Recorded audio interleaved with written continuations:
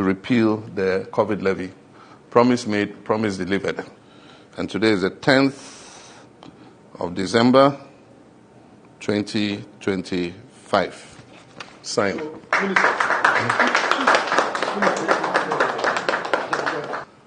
Purported to provide free water, free electricity, free food, and a lot of things.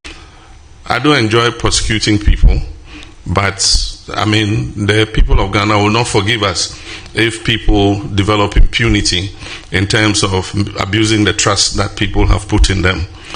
And so that's why we're resourcing the Economic and Organized Crime Office and the other anti-corruption institutions, including the Office of the Special Prosecutor. And recently, there have been some controversy with the Office of the Special Prosecutor.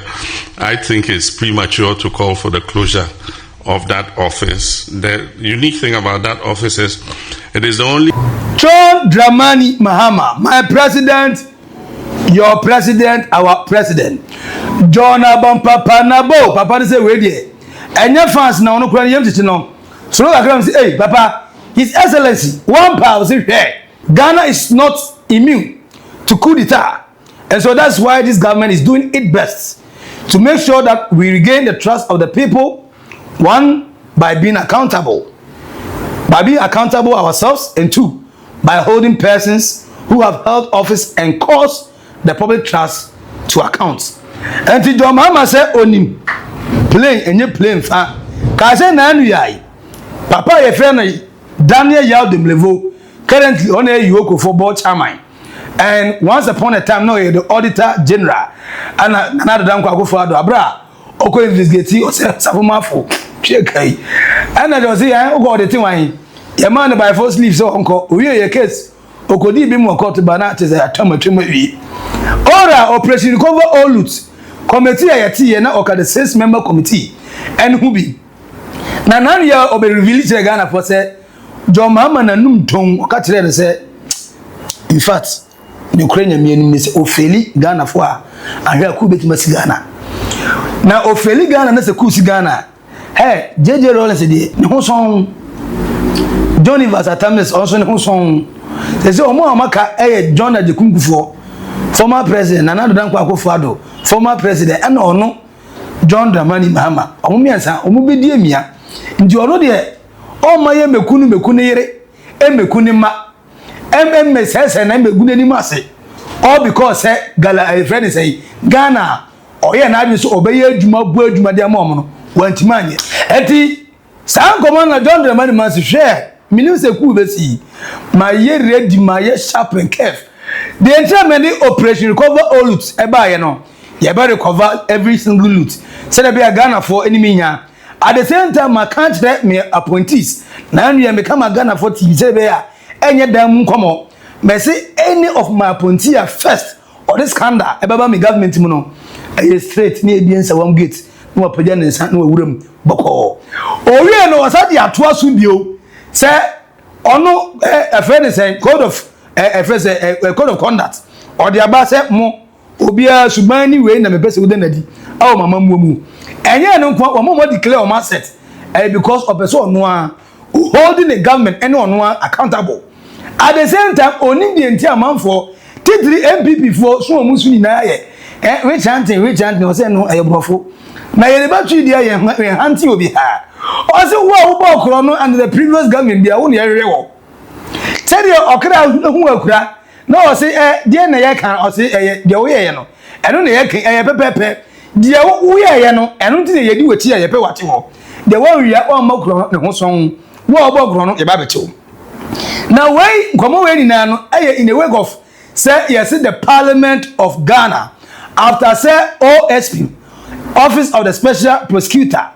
Omukochi Martin Pegu abra we inviting and say we already say the Office of the Special Prosecutor aya corruption and bribery just a chrono pa omu ya kronfo gwa cha kronfo na omu pe omachi omo no and your friend say omre no me nsемia no ensемia no no so ni soja ni we say you are stopping we say you are stopping yeti ni na Martin Pegu na ya chi na ye ji landed property at the bail conditions aduru ho e ma parliament ebufuo ba ye rough.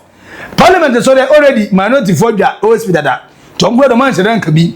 NDC for na so de kasa gidigidi pa titiri the majority leader Mahama Ayerega one ni deputy Roxen Dafemako omumienu bubu omu pupo ye tese lion roar ampa omaro ama manfo ati omuga se OSP no omo invite no amana ba answer questions god oye no eye melade omunti ase na eno na manfo se parliamentary according to the speaker of parliament Alban Sumani Bagwen speaker say onokro no ni de ntia highway OSP office here unconstitutional any Ghana constitution biam say yen free bibi office of the special prosecutor na NDC for me to run community say look ade ba ye Mahama Ayerega and the majority the okan that time no as a member of parliament okatem say unconstitutional any book biam munyai na enam say na ma adwen say mu de be frustrate NDC for enti moto aso ye he mo say ene agbuagi community na say before say ai mun kama ntum kama mo so ti ye no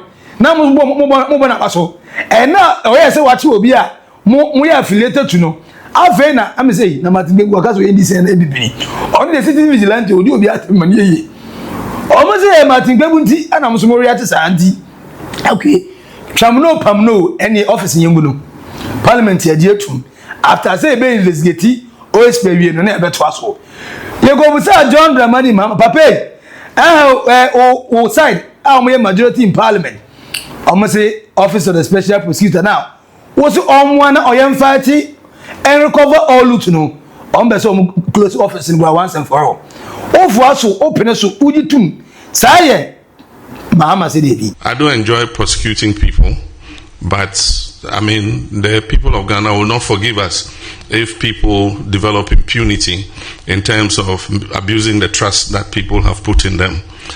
And so that's why we're resourcing the Economic and Organized Crime Office and the other anti-corruption institutions, including the Office of the Special Prosecutor. And recently, there have been some controversy with the Office of the Special Prosecutor. I think it's premature to call for the closure of that office. The unique thing about that office is it is the only anti-corruption agency that has prosecutorial powers to be able to prosecute themselves without going through the Attorney General. And so people had mistrust with the Attorney General because the Attorney General normally is a member of government and is a minister of state. And so they believe that the Attorney General will be very reluctant to prosecute his own. But if there's an independent office like the Office of the Special Prosecutor, it won't matter who you are because they have security of tenure and they have prosecutorial powers.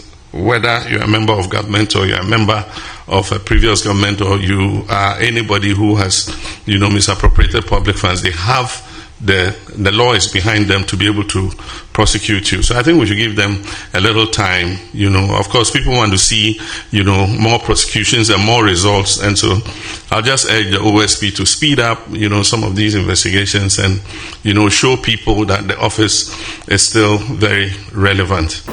John Mahama said, I think it is premature to call for closure of the Office of the Special Prosecutor. I say, I say, I'm for plate in 10 times. I say, only about Quacoda. Now, ye petri, now, yo. Yes, sir. What you know, chia saying, cry or hearing him. My shh. Now, they say, what's up? What bon yard? John Mahama said, Uncle Prenny home, Uncle, you premature ejaculation. Yeah. Says here, Oguna, corruption on one so of 5 years. Ogogunu, abra. So almost one year fighting corruption, and then how are you helping? At the same time, over Papa on the steps so far. Hey, we're taking first step. We the Chief Justice, and who did baby Parliament a number of times. The minority side in Parliament, MP were working out a stage press conferences. Already said Papa no protect into the OSR, and then easy say your petition Papa no OSP Nankasa. The boss kisia da be no the petition papa no and also ye hwem I say emeritus say betena asem no so a eno go ye nka wie na o tena ngwan ye say OSP office afedi wa abolish so say aba ade ono ngwan e ba so be ha manfo there be wo de enye ene ye yiwu say ye hwem na say ya ye nya no say nya e be hu di kwan be fa so afa no edi Mahama say onim say the party for omunya ye pa na decision a obeteki and say so abolish office of the special prosecutor office in about be time so ye na no de obeka tire OSP ni say ye tufu no hwe na wan pose wo so a Ghana for the omo expect aye ni kredie the omo expect aye say akuntabuo ebeko so far office na is slow and I will urge the OSP to speed up its investigation and prosecution so that Ghanaians can trust what he's doing. Did your mama say, or country OSP, Kisia Jabi, where any man have talk, any lip singing, any day be on the press conference. Nemo Mawajuma, any tentem, Manon quantum. Magana for who say, the Oyan, Oyentem, open in tem, Anyan and tem amomo. Memang Ghana for your doubt to be no munya daughter, or no Mr. President, or Mampenino, or your president Maganias, and any fear for. And the every Ghana for soon, at times say, near pa bad so on Timinia, and the OSBA, T. a foot tray was supposed. The baby one, I don't always be say, Papa, what come at where you ask Aquala wins the wedding bonnet. No, it's over party on Cotabo pa, and then a yet day of Butchawasi, or Bessa was here, Guam, or both said, or then Adam for being at home. Who every year enough that I don't have to or to who was almost cast a jigo. Saddles was surprised I couldn't say that with in Papa and MC. And the OSP, what you have to know in a way or so, Ken Oforata and the 7 others. Charges I had a bomb on Neno, and then I appear our first day in court. And the Ken Oforiata Ken Ya Oforiata Papano on the 7 others that Kayo Papana Mai. Still, Papano Omahe. Petitioner amount for over 3,000 petitioner. Yes, any Nina no. US foreign started to buy. OSP says the air quack when say a bear trial in absentia. Ye be dinner sma canasma bre oni ho. And some foot ways so Anna Martin Bebu and now you're watching ideas maba. Or two never say na said that. Man go to start upon a try in absentia. So only one and a lawyer bet maybe nobody has 7 or cause 7 no. You don't say Odifo and Odibem. And also want man yet.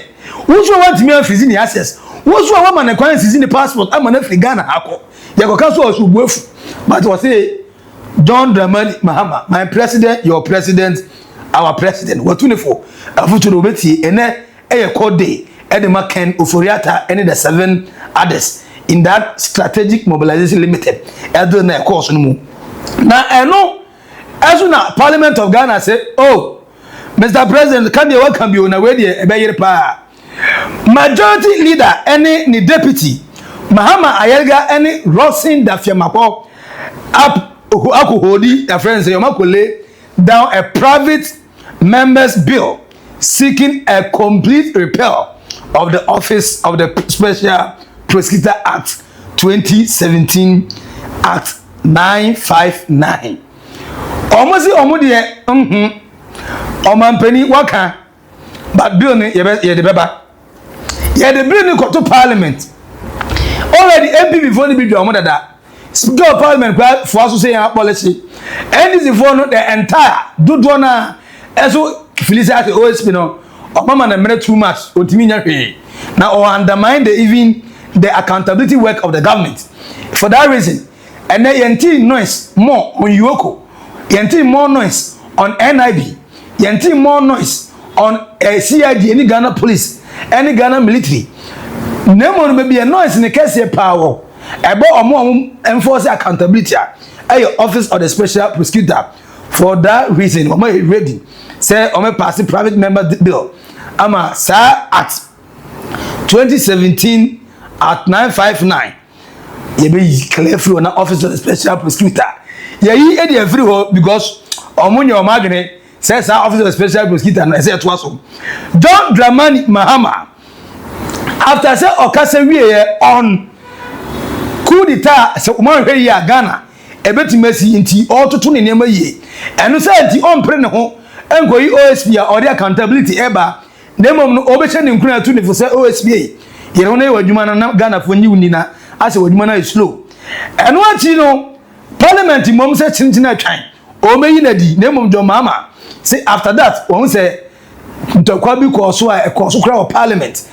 Adaya, Wesley girls and all, yes, Yama, Kalaim Frenya, Yamunguve, ana ye ntokwa bebre na Ghana de ntokwa bitimisi o yetiwa na obi rasta yesi onkoyi edane asem na anu yayi school girl bi ono so ne trini yamani koyi enso dane asem afredi akodu omo mko fredi nyame omo mekwa asore omo me fast omo me say enso akode na asem Ghana parliament e kana John Dramani Mahama so oba bi ne wanka bi ahwe ne wanya mpani papa. I see it is in the MOU that there must be recognition of diversity. I do not see what the contention is. President addressing that issue or religious rights in mission schools. You know what I'm saying? Mission schools, you know, the same thing on money Ghana Education Service so as an MOU. Intiase agreement bi the ometi my any day. Ghana Education Service so emma ho kwan emetimi. We took note that somebody filed a case before the Supreme Court. The Supreme Court is yet to pronounce on that issue. But if you read what the faith-based organizations agreed in their own MOU, I don't see any point of dispute. They all accept that if there's a mission school, it has its faith orientation. But within that faith orientation, there must be recognition of diversity. It's right there in the MOU. So I don't want to suggest it, but I think the Supreme Court has its work cut out for it, because the same people have signed an MOU, and so I don't see what the contention there is. And there's even a place that talks about fasting, because Christians fast, Muslims fast. You can find a Christian student in a Muslim school or a Muslim student in a Christian school, and it talks about whether they should be allowed to fast. And it says that yes, the student can fast if the parents inform the school that they want their ward to fast, and if there's any health consequences from the fasting, the responsibility shall be that of the parent and not the school. I mean, that's clear enough, So I think that is something that we can be proud of, and I want to congratulate the Peace Council for being the facilitators of that understanding between the faith-based. Mission schools, even though a Roman school, Presby school, Methodist school, and as a Pentecost school, Okwa we Cremoni Otimiko, Utimi Freunyame, Obaya Fasina, I say, Obaya Fasina, catch your parents, no parents in Mercantile school, no. Says Adian, a Sidia, say, in case we are fast now by area, a your mammy, and over pass him, and your massam. And some come now, what that I agree now, what that about say, I send no court tea, now may have a home court back as him, but who the entire Ghana for chance same way that red wawa, as a bayam another by religion. Issue say, as in Cremophonia Christopher Dapa, a Ghana has some way, and a Christopher. I can Cremopho, sorry, them, and Cremopho, my friend, I met severally with him in Cremopho now for. Sir, now mean to buy any Cremoni, severally naming in number for. Yakwa, sorry, them, or Marco wedding, or Marco outdooring, or saw them severally. All these things, wanted the first night in Cremopho, echo church to church.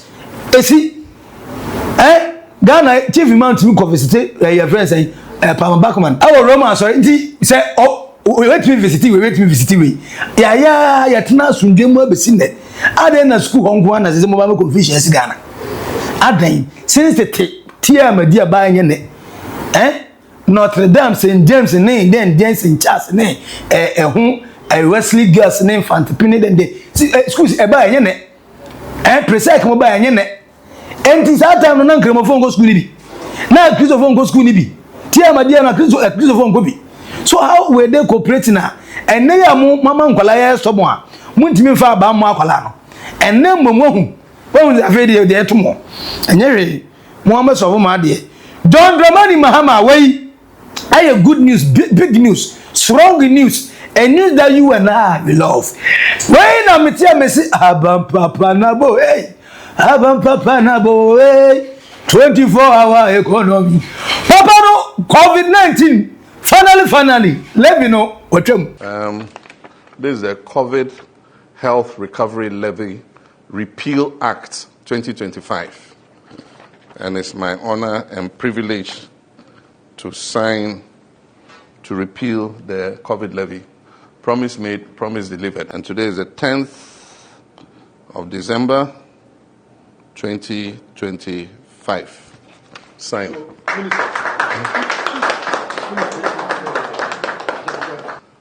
purported to provide free water, free electricity, free food, and a lot of things.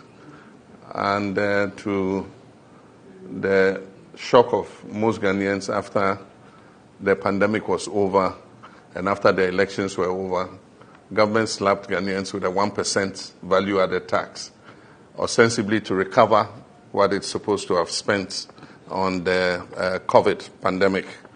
Ghana continued to remain one of the only countries where we're being taxed for a pandemic that had passed. And so during the election, we promised that when the NDC comes to power, the COVID levy is one of those who repeal. A lot of Ghanaians have disliked this tax, and today I'm pleased that on the 10th of December 2025, I've signed the repeal act to remove the 1% COVID levy. And I will present it to the Clerk of Parliament. What pele was saying, Ghana for to say, yeah, I hold on. The American manifesto no miguso mayo. The Amuhesu, Jinaso, Atuma men, and when the miguso are made twice or no.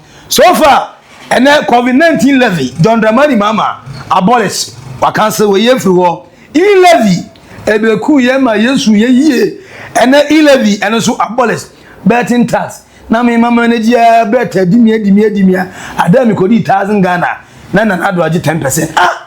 Chama wonu be do edimi mu de he na ebedi wuye na me kwaji mi 10,000 Ghana ya ti mo 100 Ghana feso ade dia emission levy say cars na motors na futuro eno so levy no do mama gas we nya eno so wa abolish we yefri ho.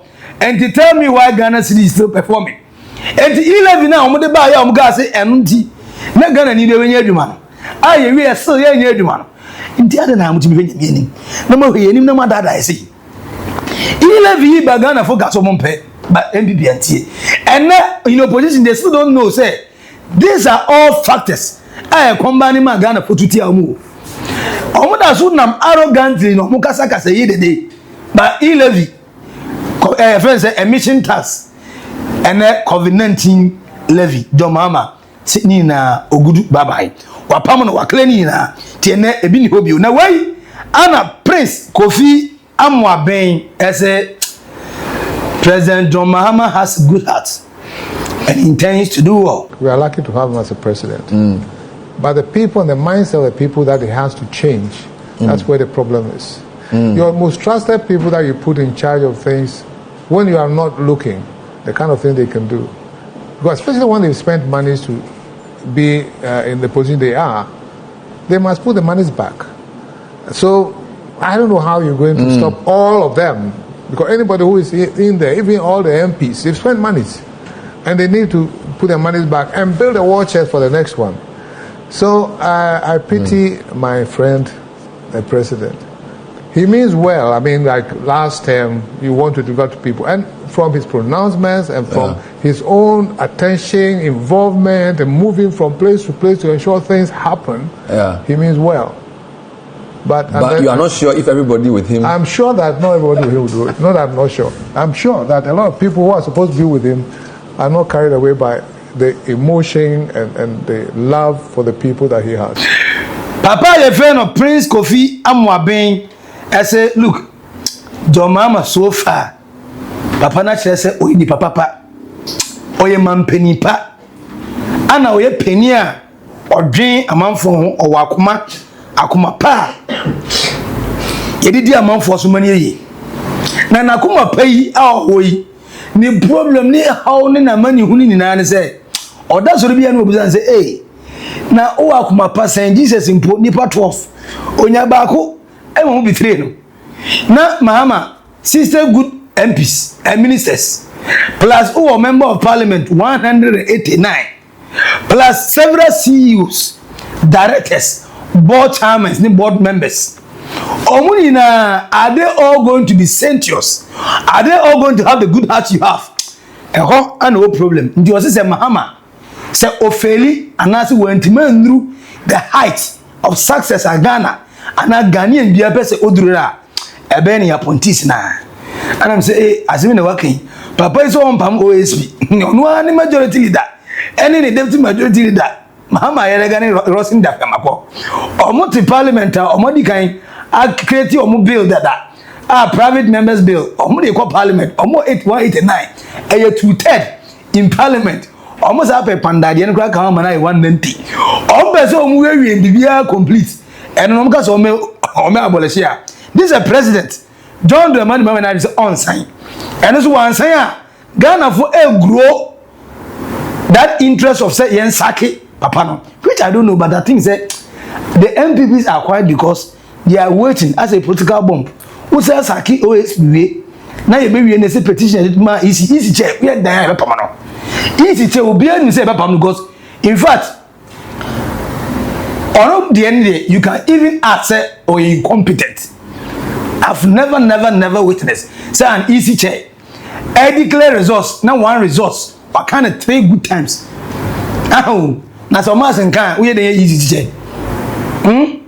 So much and can we are the easy check. Second election, or superintendent here, and also the candidate in question now, or no one can actually the person who was leading. I be considered defeat. Easy chair, everything there, and election back echo. Imagine this. And no, I Abolish North echo Ruran, Pandai, echo Ruran. Look at this. That makes sense. And at the same ECI. A whole constituency and your representative. Tony Eddie and Pamano. And you go from you say person, you chief justice that. Now say the OSP can open, it will look as if said the government of the day target young now go on to solidify the point of the MPP say who you when in a to make a constitution amendment, which that constitution review and amendment so see how they are aligning the things. I'm not lining up with I'm a high blaster lineup. Correct from goalkeeper goes striker. And you always say, yes, sir, John the money mama say what clearly say Kim. And the MP for us third term agenda like kind and no any. And for me, John Mahama is acting fast. But the anger in Nyonuanga grow for more parliament. There's friends, a majority leader Mahama Yerga. And the deputy Roxin Dafemako, I don't know if they will both come to consensus. Normally say this is what the party wants, and I say this is what the president also wants. Maybe one time, time they may decided to obey. But according to Prince Kofi Amwabinche said, President John Dramani Mahama, so far over Ajuma Wabama Ghana in the last 12 months. Na Ghana for and